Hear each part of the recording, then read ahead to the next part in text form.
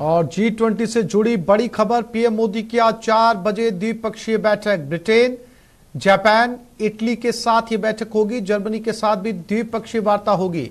दिल्ली में G20 शिखर सम्मेलन चल रहा है। G20 शिखर सम्मेलन का पहला सत्र जारी हुआ। पहले सत्र की थीम वन अर्थ। सम्मेलन में वैश्विक मुद्दों पर चर्चा।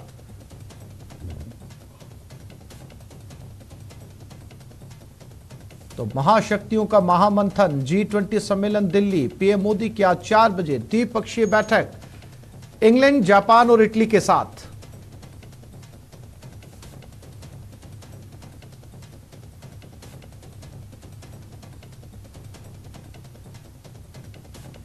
तो आज ये महत्वपूर्ण बैठक, पहला सेशन लगभग खत्म होने को, पहला सेशन की थीम रखी गई थी वन अर्थ, और जल्दी दूसरा सेशन भी शुरू। G20 शिखर सम्मेलन का पहला सत्र लगभग कंप्लीट होने की कगार पर। पीएम मोदी की आज 4 बजे द्विपक्षीय बैठक होगी जापान, इटली और इंग्लैंड के साथ।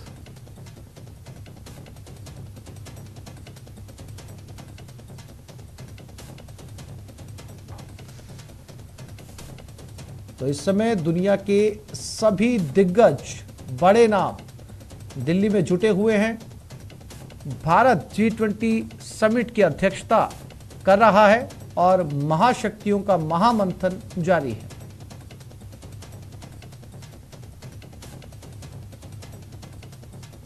और दिल्ली में G20 समिट का आगाज हो चुका है। भारत मंडपम में दुनिया भर से जुटी महाशक्तियों का महामंथन जारी है। G20 समिट में शामिल राष्ट्र अध्यक्षों का स्वागत करते हुए पीएम मोदी ने पूरे विश्व में मानवता के कल्याण का संदेश दिया। उन्होंने कहा कि यहां से कुछ ही किलोमीटर के फासले पर 2500 साल पुराना एक स्तंभ लगा है।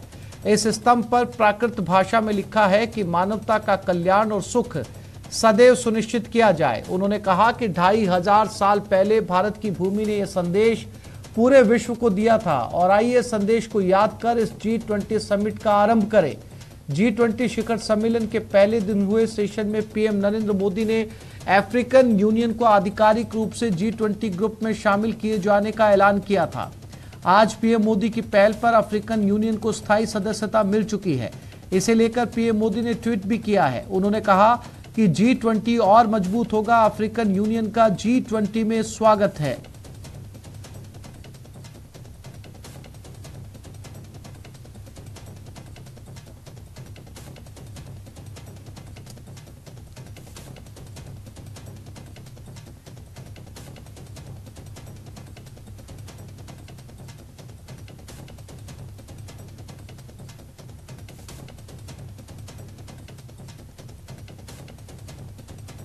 और G20 देशों की बैठक की शुरुआत में पीएम मोदी ने मोरक्को में आई विनाशकारी भूकंप पर संवेदना जताई।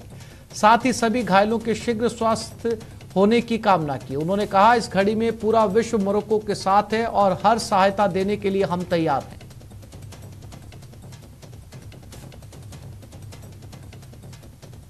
मोरक्को में आए भूकंप से प्रभावित लोगों के प्रति मैं अपनी हार्दिक संवेदना प्रकट करना चाहता हूं। हम प्रार्थना करते हैं कि सभी इंजर्ड लोग शीघ्र स्वस्थ हो। इस कठिन समय में पूरा विश्व समुदाय मोरक्को के साथ है और हम उन्हें हर संभव सहायता पहुंचाने के लिए तैयार है। पीएम मोदी ने कहा कि 21वीं सदी का समय नई दिशा दिखाने और देने वाला अहम समय है। वर्षों पुरानी चुनौती नए समाधान मांग रही है और इसलिए हमें ह्यूमन सेंट्रिक अप्रोच के साथ दायित्व को निभाते हुए आगे बढ़ना है। उन्होंने कोरोना के बाद युद्ध से आपसी विश्वास पर आए संकट का जिक्र किया। साथ ही पूरी दुनिया से ग्लोबल ट्रस्ट डेफिसिट को विश्वास और भरोसे में बदलने की अपील की है।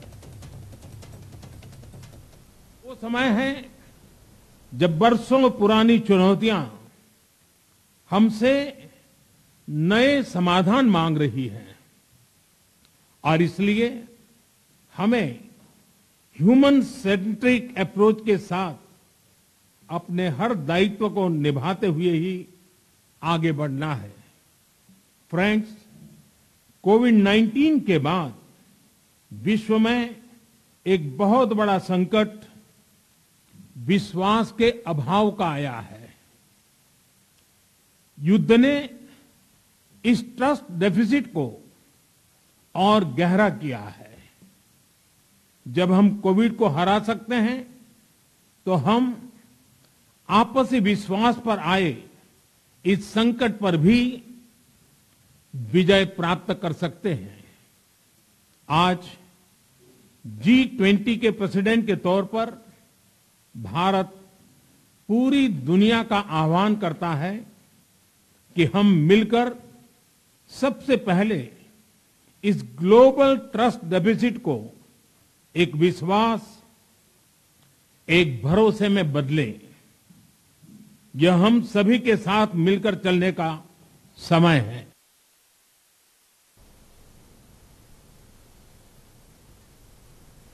पीएम मोदी ने कहा कि सबका साथ, सबका विकास, सबका विश्वास, सबका प्रयास का मंत्र आज की चुनौती के दौर में पथ प्रदर्शक बन सकता है।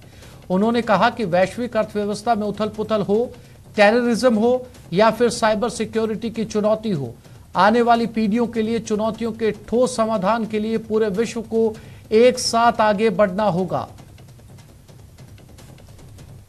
सबका साथ, सबका विकास, सबका विश्वास, सबका प्रयास का मंत्र हम सभी के लिए एक पथ प्रदर्शक बन सकता है।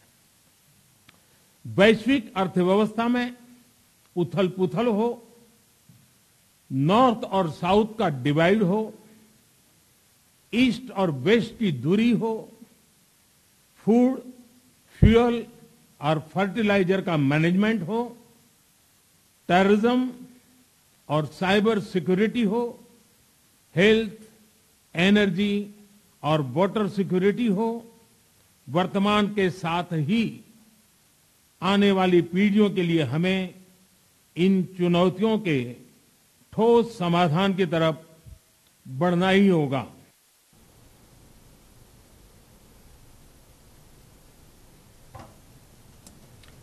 पीएम मोदी ने कहा कि भारत की G20 की प्रेसिडेंसी देश के भीतर और देश के बाहर सबका साथ का प्रतीक बन गई है। उन्होंने कहा कि पीपल्स G20 बन गया है और देश के 60 से ज्यादा शहर के साथ ही G20 को लेकर 200 से ज्यादा बैठकें आयोजित की गई।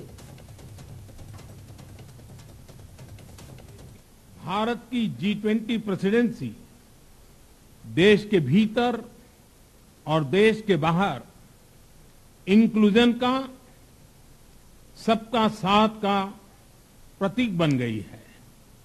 भारत में ये पीपल्स G20 बन गया। करोड़ों भारतीय इससे जुड़े। देश के 60 से ज्यादा शहरों में 200 से ज्यादा अधिक बैठकें हुई।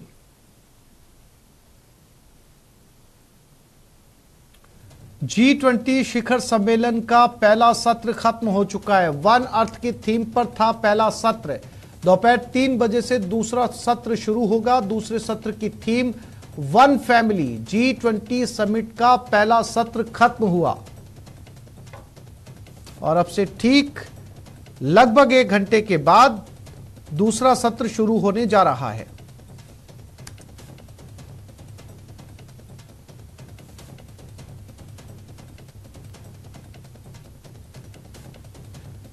G20 शिखर सम्मेलन, भारत और ब्रिटेन में द्विपक्षीय बैठक। थोड़ी देर में द्विपक्षीय वार्ता होगी। पीएम मोदी, ऋषि सुनक की वार्ता होगी। फ्रांस के राष्ट्रपति दिल्ली पहुंचे हैं। इमैनुअल मैक्रो दिल्ली पहुंच चुके हैं।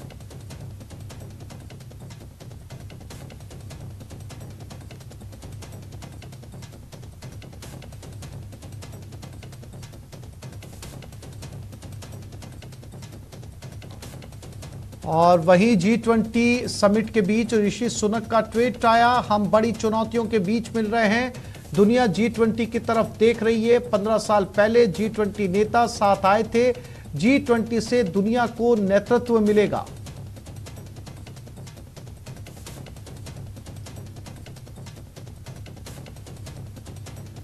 तो ब्रिटेन के प्रधानमंत्री ऋषि सुनक का ट्वीट G20 समिट के दौरान, कहा पूरी दुनिया इस समय G20 की तरफ देख रही है और हम बड़ी चुनौतियों के बीच मिल रहे हैं।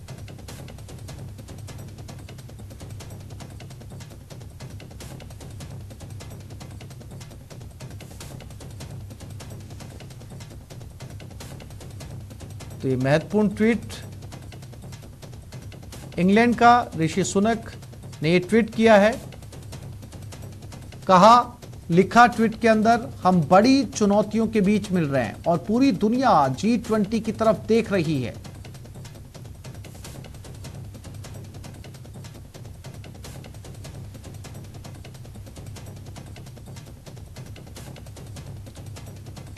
अमेरिकी विदेशी विभाग की हिंदी प्रवक्ता मार्गरेट मैकलोड ने न्यूज 18 से खास बातचीत की। G20 को लेकर उन्होंने कहा कि इंडिया अपनी विविधता पूरी दुनिया को दिखा रहा है। मैनेजमेंट और भारत मंडपम को लेकर कहा कि ट्रैफिक बहुत कम है, जो हैरानी की बात है, लेकिन सुविधाएं बहुत अच्छी हैं। आतंकवाद को लेकर कहा कि हम इस मामले को और बहुत सारे मामलों के बारे में राब्ता रखते हैं। हम और इंडिया काफी मेहनत कर रहे हैं। भारत की तरह अमेरिका भी विविधता में भरोसा रखता है। एक बहुत ही खास मेहमान मार्गरेट मैकलॉड हैं, जो कि अमेरिकी विदेश विभाग की हिंदी प्रवक्ता है, हिंदुस्तानी प्रवक्ता है। आपका बहुत बहुत स्वागत है न्यूज 18 से बात करने के लिए। सबसे पहला सवाल, ये G20 की अध्यक्षता भारत कर रहा है, यहां पहुंचकर आपने अरेंजमेंट्स और भारत की जो प्रेसिडेंसी है, क्या कहेंगे इस पर? बहुत स्मूथ है। इंडिया अपना विविधता पूरी दुनिया को दिखा रहे हैं। कल प्रधानमंत्री मोदी और अमेरिकी राष्ट्रपति बाइडेन की मुलाकात हुई, काफी लंबी मुलाकात चली, तमाम इश्यू से बात हुई। तो क्या आतंकवाद के मुद्दे पर भी कल चर्चा हुई? क्योंकि कहीं जॉइंट स्टेटमेंट में इसका जिक्र नहीं है, लेकिन आतंकवाद एक अहम मुद्दा है जिसको लेकर दोनों देश बातचीत करते रहते हैं और इसके खिलाफ वो एकजुट भी हैं। तो क्या आतंक के मुद्दे पर कल चर्चा हुई? हम इस मामले और बहुत सारे मामले के बारे में राब्ता रखते हैं और मेरा ख्याल में अमेरिका और इंडिया इस मामले पे खास करके मालियाती वसाइल बंद करने के लिए काफी मेहनत कर रहे हैं और हम ऐसे कम्युनिकेशन में रखना चाहते हैं। तो जिस देशों का ऑब्जेक्शन इस पे है, उन पे क्या कहेंगे? जो देश ऑब्जेक्शन कर रहे थे कि J&K में नहीं होना चाहिए, लद्दाख में नहीं होना चाहिए, उन पे क्या कहेंगे? हम देखते हैं कि वो क्षेत्रीय कशीदगी एक बाहमी मामला है और उम्मीद है कि बात करके इंडिया और पाकिस्तान खुद ब खुद रिजॉल्व कर सकते हैं। एक आखिरी सवाल जो सब लोग जानना चाहते हैं, आपने हिंदी कहाँ से सीखी? इतनी खूबसूरत हिंदी आप कैसे बोल लेती हैं? बहुत धन्यवाद। हमारे विदेश सेवा इंस्टीट्यूट इदारे में और यहाँ के सहेली और सहयोगियों से और उत्तराखंड में भी एक बहुत अच्छे स्कूल है जो लांडूर में है। हमसे बात करने के लिए बहुत बहुत शुक्रिया। तो ये थी अमेरिकी विदेश विभाग की प्रवक्ता Margaret McLeod. Camera person Munmun के साथ शैलेंद्र वांगू, न्यूज 18 नेटवर्क, नई दिल्ली। उत्तरी अफ्रीका के मोरक्को शहर में 6.8 तीव्रता के भूकंप से भारी तबाही मची। भूकंप के झटकों के कारण कई इमारतें समीदोज हो गई। जानकारी के मुताबिक इस भूकंप की चपेट में आने से अब तक 300 लोगों की जानें जा चुकी हैं। मृतकों का आंकड़ा अभी और बढ़ने का अनुमान है। वहीं भूकंप के बाद बड़े पैमाने पर रेस्क्यू शुरू कर दिया गया है। बताया जा रहा है कि भूकंप का केंद्र मार्केश शहर से 75 किलोमीटर पश्चिम में स्थित था। भूकंप के झटके इतने तेज थे कि बड़ी संख्या में इमारतें समीदोज हो गई। वहीं कई इमारतों के बुरी तरह से क्षतिग्रस्त होने की भी खबरें हैं।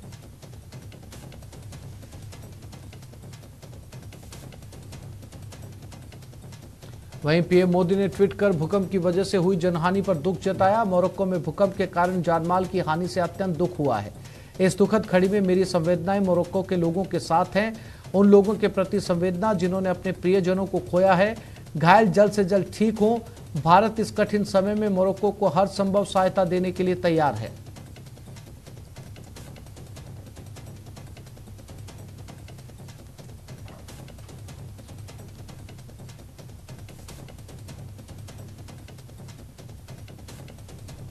सीआईडी ने टीडीपी प्रमुख और आंध्र प्रदेश के पूर्व सीएम एन चंद्रबाबू नायडू को गिरफ्तार कर लिया। भ्रष्टाचार के मामले में गिरफ्तारी हुई है। एन चंद्रबाबू नायडू के बेटे नारा लोकेश को भी पूर्व गोदावरी जिले में हिरासत में लिया गया है। बता दें कि चंद्रबाबू नायडू पर 350 करोड़ रुपए कौशल विकास घोटाले का आरोप है। समर्थक और टीडीपी नेताओं ने आंध्र प्रदेश और हैदराबाद में प्रदर्शन किया।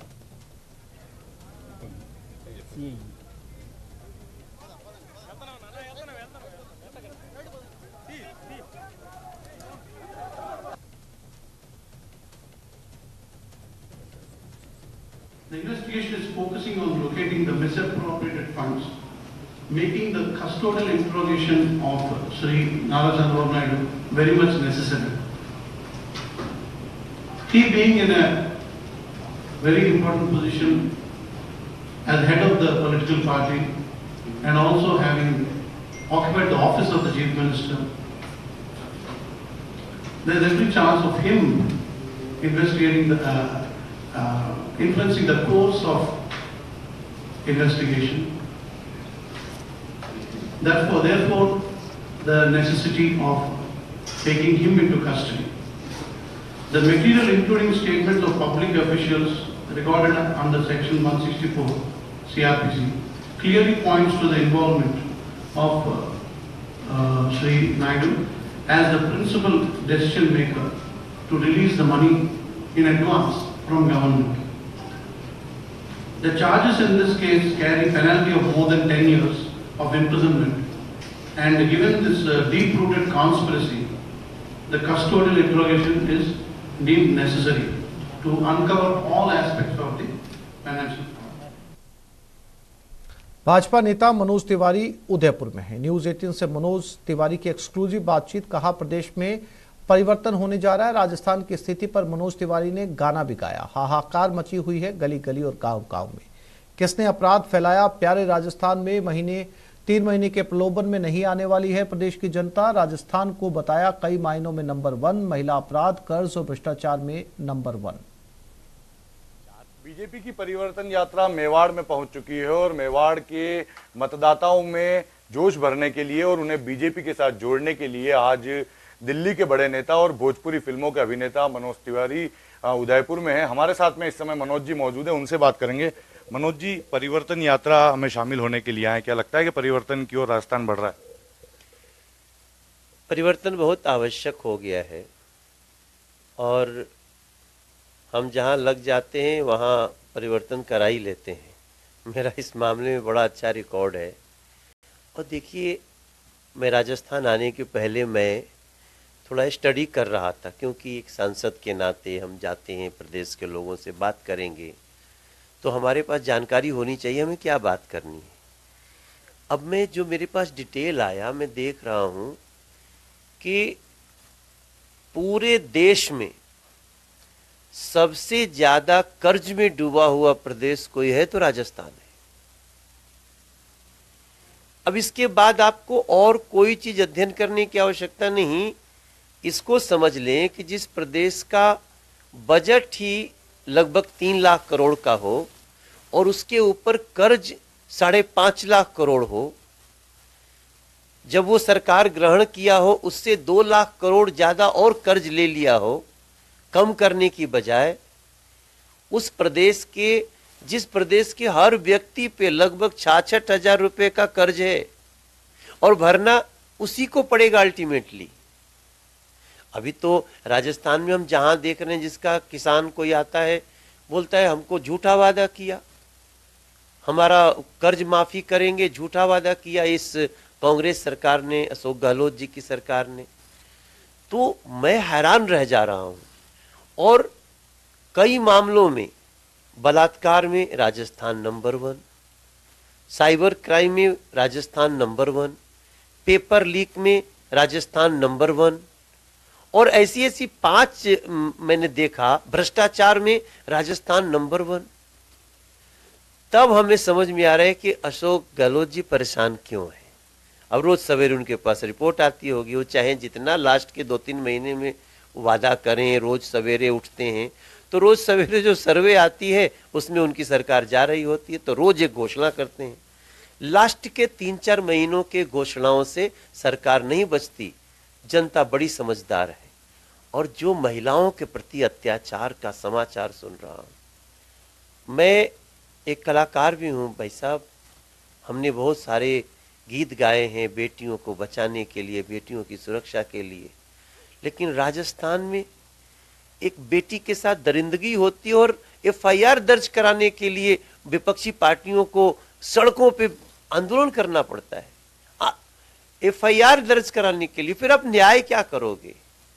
अभी एक उदयपुर की घटना, हम वो कन्हैया लाल वाली हृदय विदारक घटना, पता चला कि उसका जो अपराधी है उसको जमानत